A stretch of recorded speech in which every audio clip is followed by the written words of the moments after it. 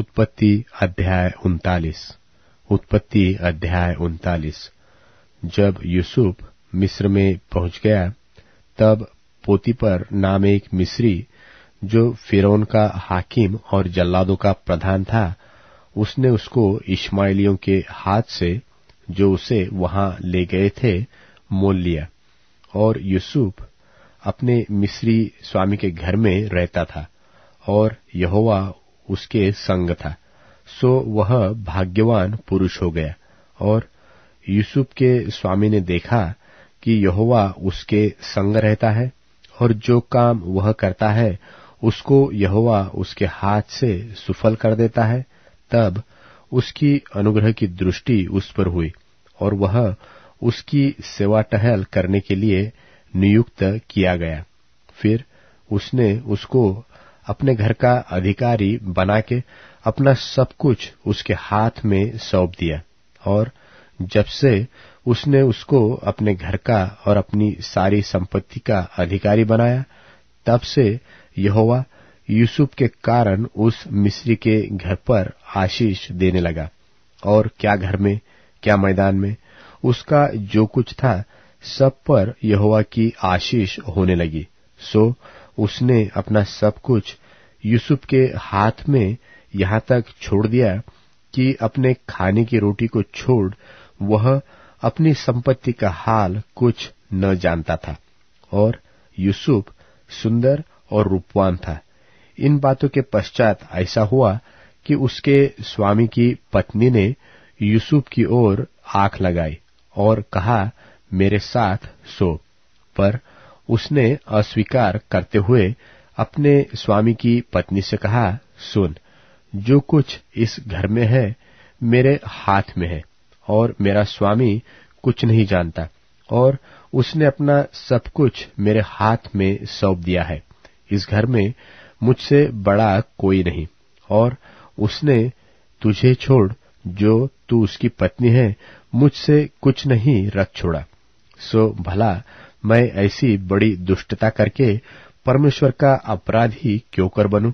और ऐसा हुआ कि वह प्रतिदिन यूसुफ से बातें करती रही, पर उसने उसकी न मानी कि उसके पास लेटे व उसके संग रहे। एक दिन क्या हुआ कि यूसुफ अपना कामकाज करने के लिए घर में गया, और घर के सेवकों में से कोई भी घर के अंदर न था। तब उस स्त्री ने उसका वस्त्र पकड़कर कहा, मेरे साथ सो। पर वह अपना वस्त्र उसके हाथ में छोड़कर भागा और बाहर निकल गया। यह देखकर कि वह अपना वस्त्र मेरे हाथ में छोड़कर भाग गया, उस स्त्री ने अपने घर के सेवकों को बुलाकर कहा, देखो, वह एक इब्री मनुष्य को हमारा तिरस्कार करने के लिए हमारे पास ले आया है। वह तो मेरे साथ सोने के मतलब से मेरे पास अंदर आया था, और मैं ऊंचे स्वर से चिल्ला उठी, और मेरी बड़ी चिल्लाहट सुनकर वह अपना वस्त्र मेरे पास छोड़कर भागा और बाहर निकल गया। और वह उसका वस्त्र उसके स्वामी के घर आने तक अपने पास रखे रही। तब उसने उससे इस प्रकार की बातें कही कि वह इब्री दास जिसको तू हमारे पास ले आया है, सो मुझसे हंसी करने के लिए मेरे पास आया था। और जब मैंने ऊंचे स्वर से चिल्ला कर कहा, तब वह अपना वस्त्र मेरे पास छोड़कर बाहर भाग गया। अपनी पत्नी की ये बातें सुनकर कि तेरे दास ने मुझसे ऐसा ऐसा काम किया, यूसुफ के स्वामी का कोप भड़का, और यूसुफ के स्वामी ने उसको पकड़कर बंदी गृह में, जहां राजा के कैदी बंद थे, डलवा दिया। सो वह उस बंदी गृह में रहने लगा। पर यहोवा यूसुफ के संग संग रहा और उस पर करुणा की, और बंदी गृह के दरोगा के अनुग्रह की दृष्टि उस पर हुई। सो बंदी गृह के दरोगा ने उन सब बंधुओं को जो कारागार में थे यूसुफ के हाथ में सौंप दिया, और जो काम वे वहां करते थे वही उसी की आज्ञा से होता था। बंदी गृह के दरोगा के वश में जो कुछ था, क्योंकि उसमें से उसको कोई भी वस्तु देखनी न पड़ती थी, इसलिए कि यहोवा यूसुफ के साथ था और जो कुछ वह करता था यहोवा उसको उसमें सफलता देता था। उत्पत्ति अध्याय 40। उत्पत्ति अध्याय 40। इन बातों के पश्चात ऐसा हुआ कि मिस्र के राजा के पिलानेहारे और पकानेहारे ने अपने स्वामी का कुछ अपराध किया। तब फिरौन ने अपने उन दोनों हाकिमों पर अर्थात पिलानेहारों के प्रधान और पकानेहारों के प्रधान पर क्रोधित होकर उन्हें कैद करा के जल्लादों के प्रधानों के घर के उसी बंदीगृह में जहां यूसुफ बंद हुआ था डलवा दिया। तब जल्लादों के प्रधान ने उनको यूसुफ के हाथ सौंपा और वह उनकी सेवा टहल करने लगा। सो वे कुछ दिन तक बंदीगृह में रहे और मिस्र के राजा का पिलानेहारा और पकानेहारा जो बंदीगृह में बंद थे, उन दोनों ने एक ही रात में अपने होनहार के अनुसार स्वप्न देखा। बिहान को जब यूसुफ उनके पास अंदर गया तब उन पर उसने जो दृष्टि की तो क्या देखता है कि वे उदास है।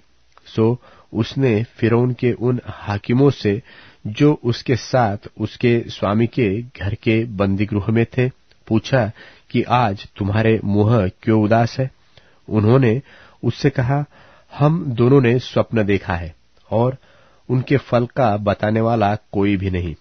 यूसुफ ने उनसे कहा, क्या स्वप्नों का फल कहना परमेश्वर का काम नहीं है? मुझे अपना अपना स्वप्न बताओ। तब पिलानेहारों का प्रधान अपना स्वप्न यूसुफ को यो बताने लगा कि मैंने स्वप्न में देखा कि मेरे सामने एक दाखलता है और उस दाखलता में 3 डालियां है और उनमें मानो कलियां लगी है और वे फूली और उनके गुच्छों में दाख लगकर पक गई और फिरौन का कटोरा मेरे हाथ में था। सो मैंने उन दाखों को लेकर फिरौन के कटोरे में निचोड़ा और कटोरे को फिरौन के हाथ में दिया। यूसुफ ने उससे कहा, इसका फल यह है कि 3 डालियों का अर्थ 3 दिन है और अब से 3 दिन के भीतर फिरौन तेरा सिर ऊंचा करेगा और फिर से तेरे पद पर तुझे नियुक्त करेगा और तू पहले की नाई फिरौन का पिलानेहारा होकर उसका कटोरा उसके हाथ में फिर दिया करेगा। सो जब तेरा भला हो जाए तब मुझे स्मरण करना और मुझ पर कृपा करके फिरौन से मेरी चर्चा चलाना और इस घर से मुझे छुड़वा देना, क्योंकि सचमुच इब्रानियों के देश से मुझे चुराकर ले आए हैं और यहाँ भी मैंने कोई ऐसा काम नहीं किया जिसके कारण मैं इस कारागार में डाला जाऊं। यह देखकर कि उसके स्वप्न का फल अच्छा निकला, पकानेहारों के प्रधान ने यूसुफ से कहा, मैंने भी स्वप्न देखा है। वह यह है कि मैंने देखा कि मेरे सिर पर सफेद रोटी की 3 टोकरियां हैं और ऊपर की टोकरी में फिरौन के लिए सब प्रकार की पकी पकाई वस्तुएं हैं और पक्षी मेरे सिर पर की टोकरी में से उन वस्तुओं को खा रहे हैं। यूसुफ ने कहा, इसका फल यह है कि 3 टोकरियों का अर्थ 3 दिन है। सो अब से 3 दिन के भीतर फिरौन तेरा सिर कटवाकर तुझे एक वृक्ष पर टंगवा देगा और पक्षी तेरे मांस को नोच नोच कर खाएंगे। और तीसरे दिन फिरौन का जन्मदिन था। उसने अपने सब कर्मचारियों की जेवनार की और उनमें से पिलानेहारों के प्रधान और पकानेहारों के प्रधान दोनों को बंदीगृह से निकलवाया और पिलानेहारों के प्रधान को तो पिलानेहारे के पद पर फिर से नियुक्त किया और वह फिरौन के हाथ में कटोरा देने लगा, पर पकानेहारों के प्रधान को उसने टंगवा दिया, जैसा कि यूसुफ ने उनके स्वप्नों का फल उनसे कहा था। फिर भी पिलानेहारों के प्रधान ने यूसुफ को स्मरण न रखा, परंतु उसे भूल गया।